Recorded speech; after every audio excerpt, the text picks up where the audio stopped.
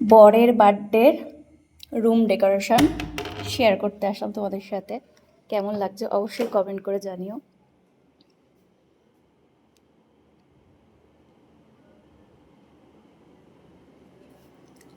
আমিও আমার বরের বার্থডের রুম ডেকোরেশন করি, সব করি।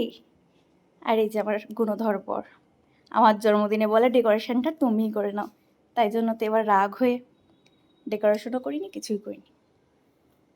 তোমরাই বলো, নিজের জন্মদিনের ডেকোরেশন নিজের করতে ভালো লাগে? যদিও আজকে মিডনাইট সেলিব্রেশনই করব। আমার অবস্থা দেখো, হালাত দেখো, রান্না বান্না করে সকাল থেকে পুজো বলে ভুড়ুও তুলছি না, পুরো রাক্ষসীর মতো লাগছে, ভূতনির মতো লাগছে। তো অবশ্যই কমেন্ট করে জানিও।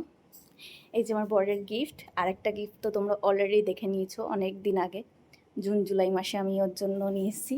সেটার পরে ক্যাট পেড়ে বসে আছে।